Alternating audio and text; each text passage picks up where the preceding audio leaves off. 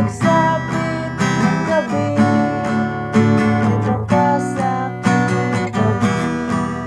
Sa pag-ibig mo, di ako nagsisisi. At pagkising sa umaga, maamoy mo mukhang nakikita.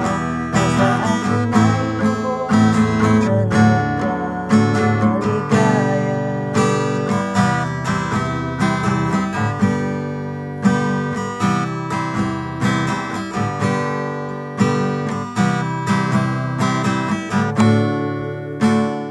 Hello guys, pag-aaralan natin yung Hindi Mo Ba Alam by Shakol.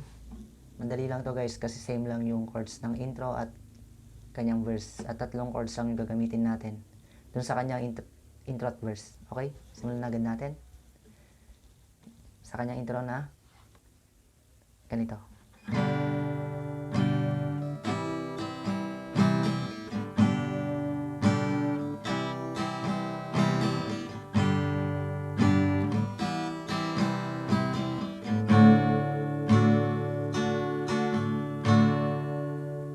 Kaya ang chord nun ay G, tapos C.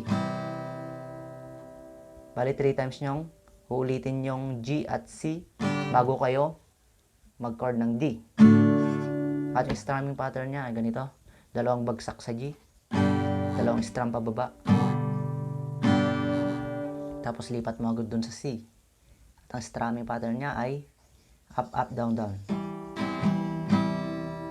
Tapos ulitin mo ulit. Balik ka ulit sa G.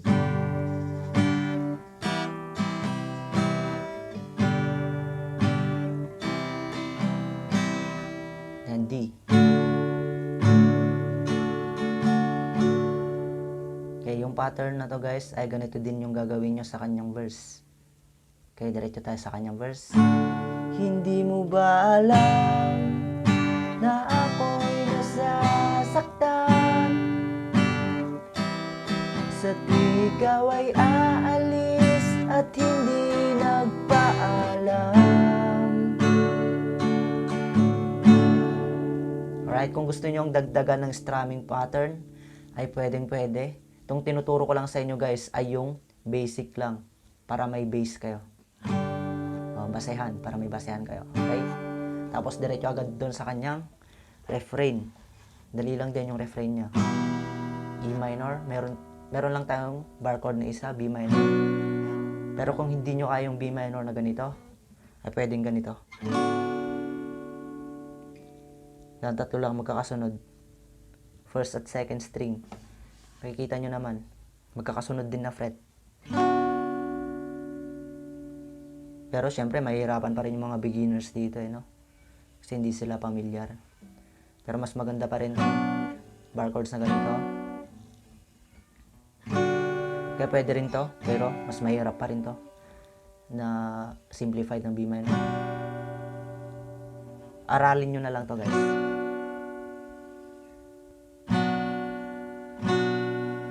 Pag naaral nyo na ang bar chords ay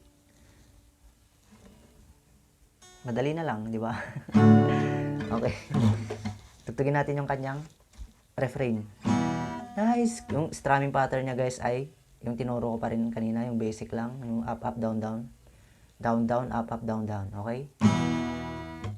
Nais kong malaman mo na ako'y nagtatampo pag nalimutan mo ang pasalubong ko. Tapos second verse, hindi mo ba alam na ako'y nasasaktan sa tuwing makikita kitang may ibang kakwentuhan. Refrain ulit. Nais kong malaman mo na ako'y nandito. Pwede ba ako kahit makiusyoso? Yun, tapos ang next doon ay syempre chorus. Andyan sa screen yung mga chords nyo guys ha. Tingnan nyo na lang kung paano ko siya tirahin. Ngunit pagsapit ng gabi, heto ka sa aking tabi. Sa pag-ibig mo, di ako nagsisisi. At pagkising sa umaga, paamo mong mukha ang nakikita. Na sa akin ay lubos na nagpapaligaya.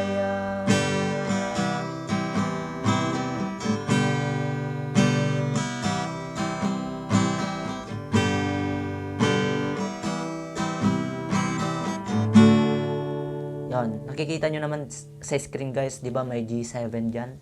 Ang G7 ay pwede, ito yung gamitin natin. Yung tinuro kong simplified ng G7. Yan. Dito lang sa first string, dito sa first fret. Yan, isang string lang yung pipindutin mo. Yan.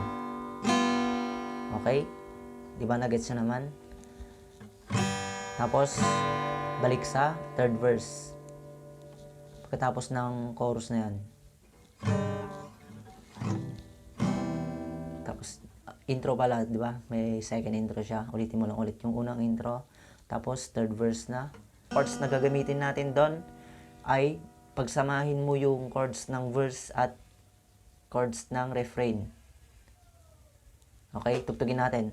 Na nagpapat...